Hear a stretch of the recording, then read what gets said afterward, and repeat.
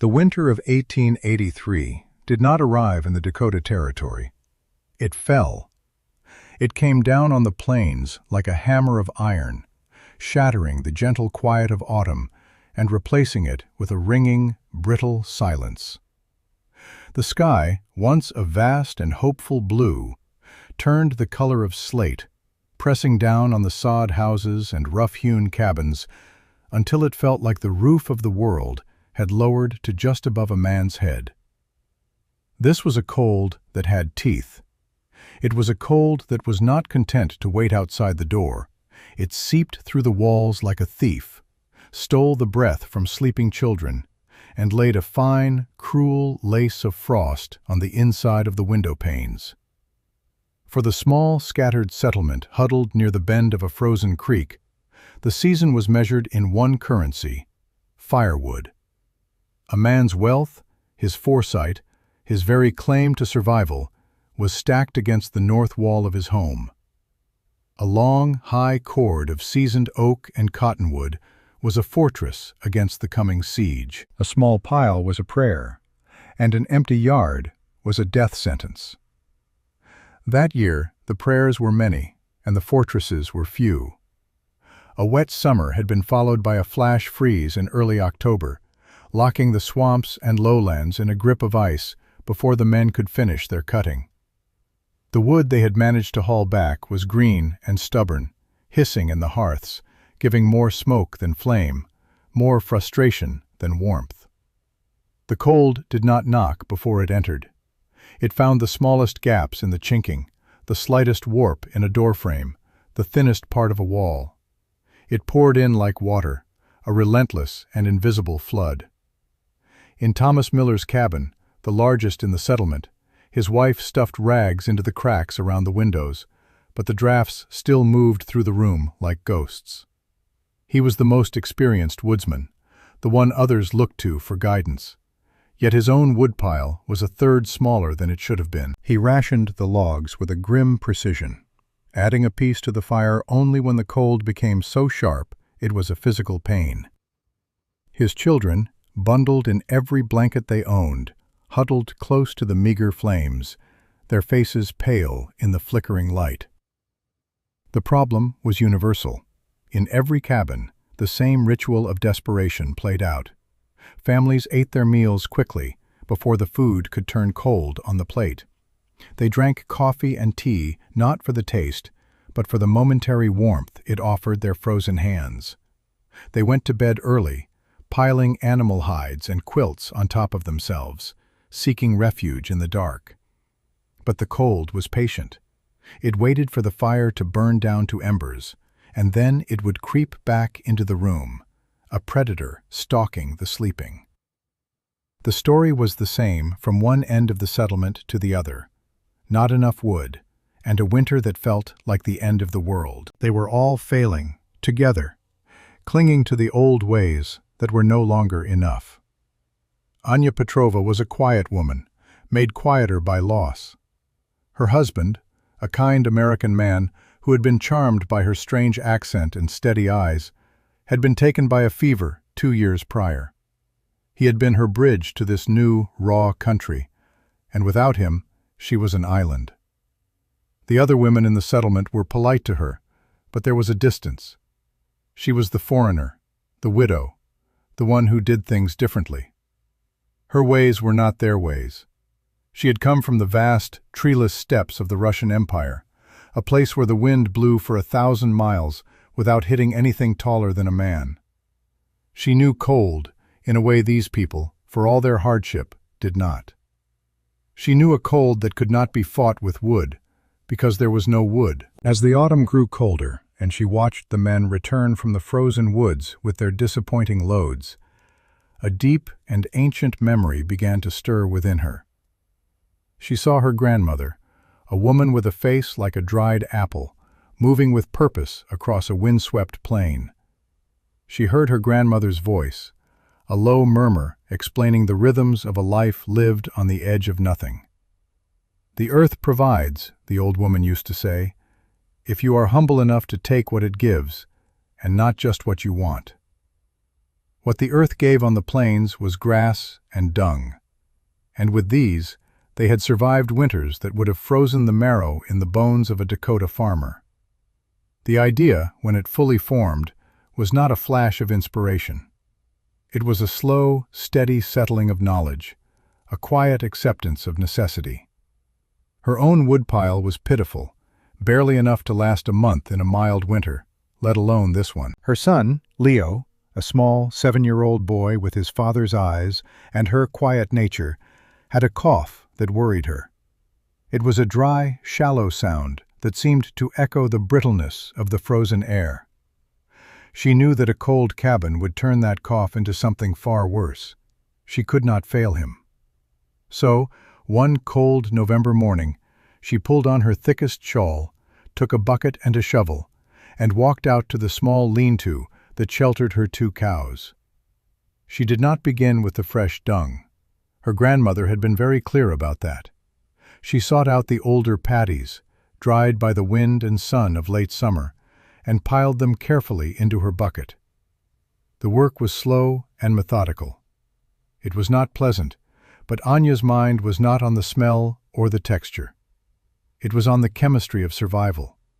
It was on the memory of a fire that burned with a slow, steady heat, a heat that lingered for hours, a heat that did not demand constant attention like a greedy wood fire. She was not gathering waste. She was gathering fuel. She was harvesting the prairie's humble offering. It was Thomas Miller who saw her first. He was riding back from a fruitless trip to the woods, his mood as dark as the winter sky. He saw her figure bent over in the pasture, and his first thought was that something was wrong. He urged his horse forward, calling out to her. When he got closer, he saw what she was doing. He saw the bucket, nearly full of dried manure. He pulled his horse to a stop, his face a mask of confusion and pity. "Mrs. Petrova," he said, his voice gentle, as if speaking to a child. "What are you doing? There's no need for that. If you're short on wood, you only need to ask. The community will help." Anya straightened up, her back aching slightly. She looked at him, her expression unreadable. "Thank you, Mr. Miller," she said, her accent thickening the words. "I have a plan. This is for the winter." Thomas stared at the bucket, then back at her face. He thought he understood. Grief, he thought. It addles the mind. The poor woman, alone out here, had finally lost her senses.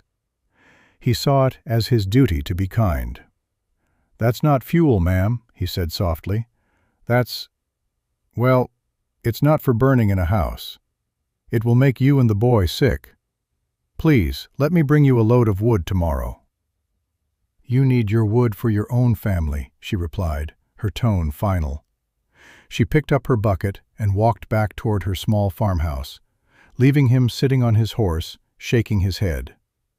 The story was all over the settlement by nightfall. Thomas told it not with malice, but with a kind of sad concern. "The poor widow Petrova is gathering cow chips for her fire," he told his wife. "I think her sorrow has finally clouded her judgment." The news, however, was not received by everyone with such sympathy. By the end of the week, it had become a source of grim amusement. In a place where fear was a constant companion, any distraction was welcome, even a cruel one. Men at the small trading post would joke about it. "Heard the widows found a new kind of timber. Smells like a new kind of timber, too." Women, meeting on the frozen path to the well, would whisper about her. "Have you seen it? She's making little bricks out of it, stacking them up like she's a mason." Laughter followed the whispers, sharp and brittle in the cold air. They called her house the Dung Fortress. They called her fuel prairie perfume. The mockery was a wall between her and the rest of them, a wall far more imposing than the ones she was carefully building.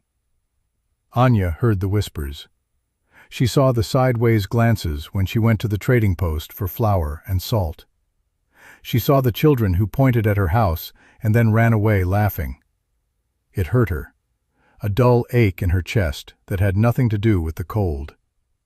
But she did not let it stop her. The memory of her grandmother's wisdom was stronger than their ridicule. The sound of Leo's cough in the night was more powerful than their laughter. And so she worked. She worked alone, in the biting wind, with the gray sky pressing down on her. Her work was a science, a craft honed over centuries of survival on the steppes. She took the dried manure and broke it up with a spade. Then she mixed it with water from the well until it was the consistency of thick clay. Into this slurry she stirred handfuls of dried straw and grass, which she had painstakingly gathered from the edges of her fields. The straw was not for fuel, it was for structure. It was the reinforcement that would hold the bricks together as they dried, preventing them from crumbling into dust. Her hands, chapped and red from the cold and the wet mixture, moved with a steady, practiced rhythm. She had built a long, low table from scrap lumber, and on this she laid out her wooden molds. They were simple, rectangular frames, the size of a large book. She packed the wet mixture into each mold, pressing it down firmly, making sure there were no air pockets. Then, she would slide the mold off, leaving a perfect, wet, dark brick on the table. She filled the table with these bricks, row after row of them, a strange and uniform harvest. When the table was full, she would carefully transfer the bricks to drying racks she had built against the south-facing wall of her house, the only place that caught the pale, watery sunlight for a few hours each day. While Anya worked with this quiet, methodical precision, the rest of the settlement was a frenzy of frantic activity. The men made desperate, dangerous trips into the frozen forests, their axes ringing against wood that was hard as iron. They would spend a whole day in the punishing cold and return with a sled loaded with green, sappy logs that would barely burn. Their work was loud, fueled by panic and machismo. They would curse the weather, the trees, their own bad luck. They saw their struggle as a fight, a battle of brute force against the winter. In contrast, Anya's work was a quiet partnership with her environment. She was not fighting the prairie, she was listening to it. She was accepting its terms and using its humble gifts. As she worked, she would talk to Leo, who would watch her from the doorway, wrapped in a thick wool coat. She explained what she was doing, not as a chore, but as a legacy. "My babushka taught me this," she would say, her voice soft. She said the land always cares for those who care for it. These bricks, they are a gift. They hold the warmth of the summer sun, stored in the grass the cows ate. We are just letting that warmth out now, when we need it most. She explained the details with the patience of a master craftsman. The bricks had to dry slowly. If they dried too fast in the wind, they would crack. If they froze before they were fully cured, they would turn to mush in the spring thaw. The process required constant attention. Every evening, she would cover the racks with canvas to protect them from the deepening frost. Every morning, she would uncover them to catch the weak sunlight. Over the weeks, the dark, wet bricks slowly turned a pale, dusty gray. They became light and hard, like pieces of porous stone. When she knocked two of them together, they made a dry, hollow clack. By the time the first real snow fell, a thick blanket of white that buried the prairie, Anya had built a fortress of her own.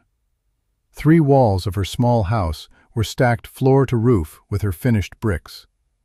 They were laid with a small air gap between the stacks and the wooden walls of the house, a detail her grandmother had insisted upon.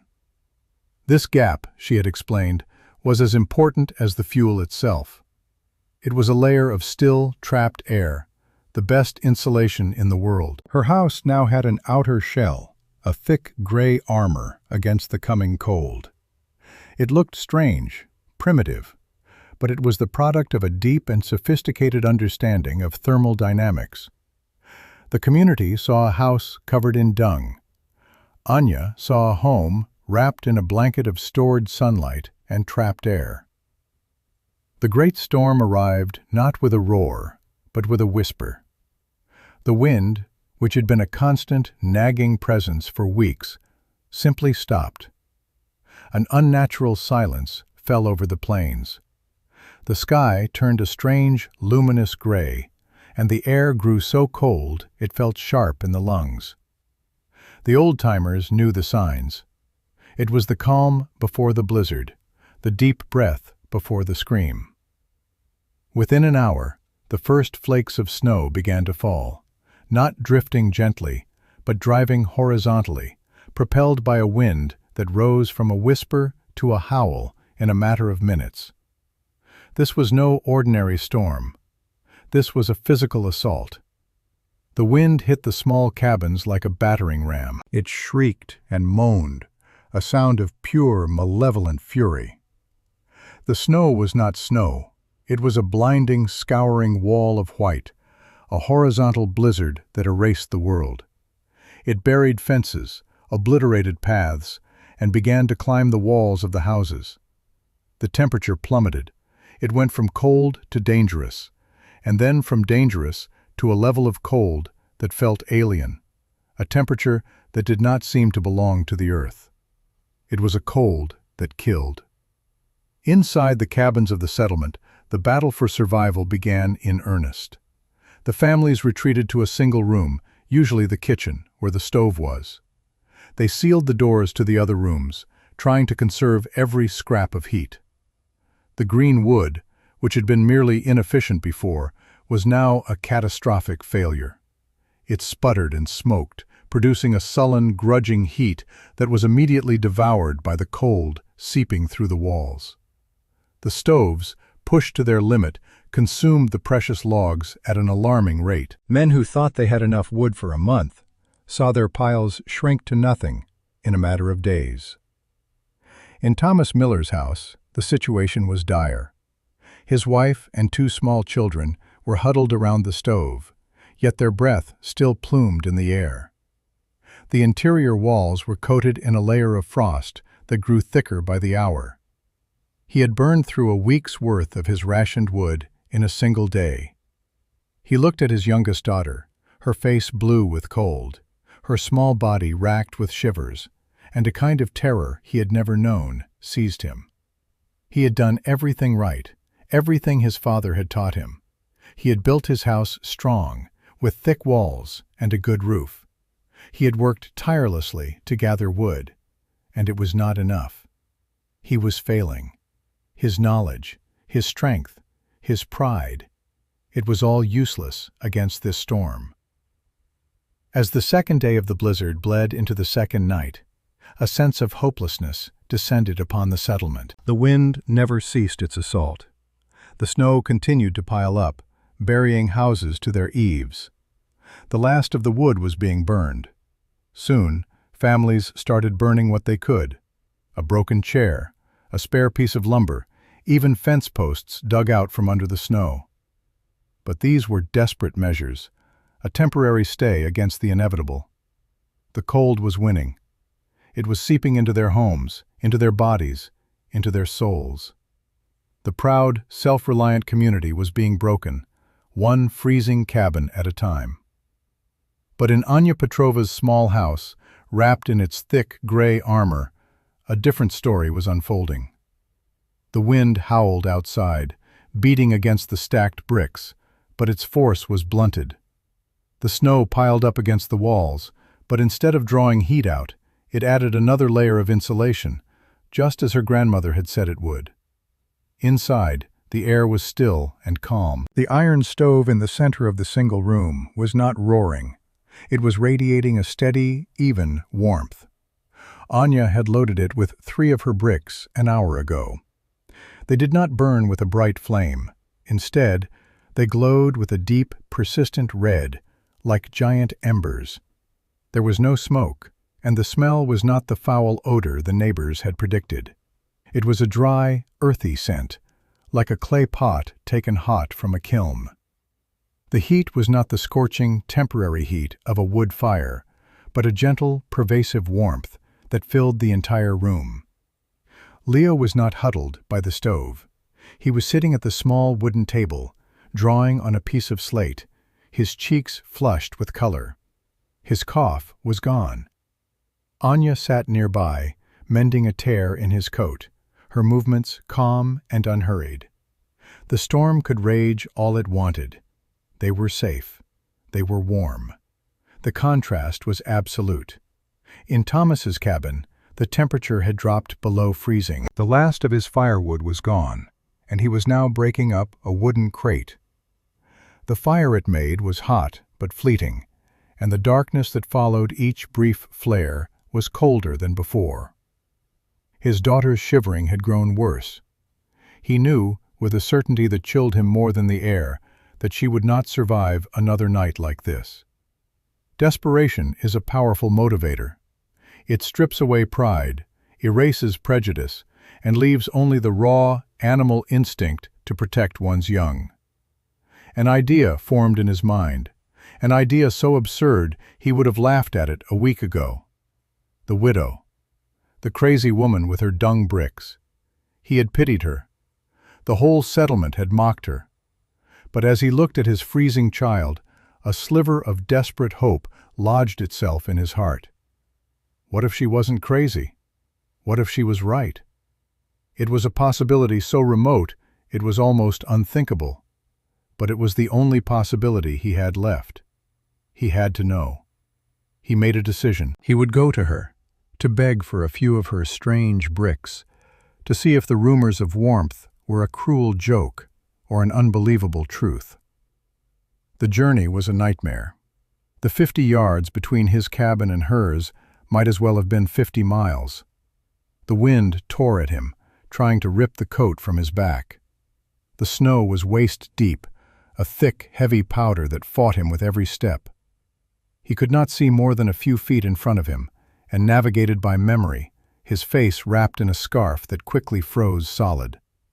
He stumbled and fell, the cold biting at any exposed skin. He was driven by the image of his daughter's pale face. He finally reached Anya's house, a dark shape looming in the white chaos. He hammered on the door, his frozen knuckles making a dull thud. When the door opened, the first thing that hit him was the warmth. It was not a blast of heat, but a gentle, steady wave of it, like opening an oven door in a warm kitchen. It was the most wonderful thing he had ever felt. He stood there, speechless, staring into the calm, well-lit room. Anya stood in the doorway, her expression one of quiet concern. Behind her, he could see the boy, Leo, looking up from his slate, perfectly comfortable. There was no frost on the walls. The air was still. It was a haven, a sanctuary in the heart of the frozen hell outside. His eyes darted to the stove. He saw the 3 gray bricks glowing with a cherry-red intensity. He understood. In that single, shattering moment, his entire worldview collapsed. All his experience, all his pride in his own knowledge, all the ingrained traditions of his people, they were all wrong. He had been a fool, a proud, blind fool, laughing at the one person who held the key to their survival. The shame was so intense it was a physical blow, and he staggered slightly. Anya did not say, "I told you so." She did not gloat or demand an apology. She simply saw the desperation in his eyes, the frost on his beard, the raw fear on his face. She saw a father terrified for his child. She stepped back and gestured for him to come inside. "Come in, Mr. Miller," she said, her voice calm and even. "You will freeze out there." He stumbled into the room, bringing a swirl of snow and cold air with him. He unwrapped the scarf from his face and just stood there, letting the impossible warmth soak into his bones. He looked from the glowing stove to Anya's face. "How?" he whispered, his voice hoarse. "It works," she said simply. "It is old knowledge. It is slow, but it is steady." He could not form the words to ask for help. He did not need to. Anya went to a neat stack of bricks near the stove, picked up 6 of them, and placed them in a burlap sack. "These burn for a long time," she said, handing the sack to him. Put 3 in your stove. Do not add more until they are almost gone. They are not like wood." He took the sack, its weight a promise of life. I don't know how to thank you," he stammered. "Your daughter is warm." "That is thanks," she replied. He turned and plunged back into the storm, carrying his sack of humble, life-saving bricks like a treasure. The news spread through the settlement, not by word of mouth, but by the thin tendrils of smoke rising from the chimneys. When a thread of smoke began to rise once more from the chimney of Thomas Miller's cabin, it was a signal. He returned to Anya's house an hour later, not for himself, but for his neighbor, whose fire had completely died. Anya gave him more bricks. Throughout the long, terrible night, Thomas became a lifeline, ferrying sacks of Anya's prairie coal from her warm house to the freezing cabins of his neighbors, the very people who had laughed with him at her foolishness. Each time he entered her home, he was struck again by the calm, the quiet, the profound wisdom of her simple solution. With each delivery, he witnessed the same miracle. He would enter a cabin filled with the biting cold of despair and find a family huddled together in the dark. He would place the bricks in the stove, and within half an hour, a steady, life-giving warmth would begin to fill the room. He saw the looks on their faces, the shock, the disbelief, the dawning comprehension, and finally, the overwhelming wave of shame and gratitude. The laughter had died, replaced by a stunned, humbled silence. By the time the storm finally broke 2 days later, every surviving family in the settlement was being kept alive by the fuel they had ridiculed. Anya's fortress had saved them all. When the sun finally emerged, casting a brilliant, blinding light on the transformed landscape of snow, the community began to emerge from their homes. They were gaunt, exhausted, but alive. The first place many of them went was to Anya Petrova's house. They did not come with empty hands. One brought a smoked ham, another a jar of precious honey. A woman brought a finely knitted shawl. They were offerings of apology, tokens of a gratitude so profound it could not be put into words. They would stand at her door, mumbling their thanks, their eyes downcast with shame. Anya accepted their gifts with a quiet grace, never once mentioning their past mockery. A few days later, Thomas Miller came to her door alone. He was not carrying a gift. He stood before her, his hat in his hands, his face serious. He looked her directly in the eye. "Mrs. Petrova," he began, his voice clear and steady, "I was a fool. I was proud and ignorant, and I led others in mocking you. My pride nearly cost my child her life. Your wisdom saved her. I am here to ask if you will forgive my ignorance and teach me. Teach me what you know. I want to learn." It was the most difficult speech he had ever made, and the most important. It was a complete surrender of his pride, a humble request for knowledge from the woman he had dismissed as a crazy foreigner. Anya looked at this strong, proud man, now humbled before her. She saw in his eyes not just remorse, but a genuine desire to understand. She nodded slowly. "There is nothing to forgive," she said. "Winter teaches us all. Come, I will show you." And so she began to share her knowledge. She did not hold anything back. She took him out to the pasture and showed him how to select the right material. She brought him inside and showed him how to mix it with straw, the motions of her hands a slow and patient ballet. She explained the importance of the drying process, the reason for the air gap, the way to stack the bricks for maximum insulation. He listened with the intensity of a man whose life had been forever changed. He did not just listen, he learned. Others soon followed. The men who had laughed the loudest now stood in a quiet circle around Anya, watching her work, asking careful questions. The women who had whispered about her now came to learn the proper consistency of the mixture. Anya became the settlement's most respected teacher. She shared her grandmother's wisdom freely, a gift given without expectation of reward. She taught them that survival was not about strength, but about humility. It was not about fighting nature, but about understanding it. That spring, as the great mounds of snow finally melted to reveal the green shoots of new grass, a different kind of work began in the settlement. The sound of axes still rang out, but it was joined by a new sound, the rhythmic packing of the wet mixture into molds, the soft thud of bricks being laid on drying racks. All summer long, the people worked. They built long racks, shaped thousands of bricks, and stacked them against their homes. The landscape of the settlement changed. The haphazard piles of firewood were replaced by the neat, orderly stacks of what they now called Anya's bricks, or more simply, prairie coal.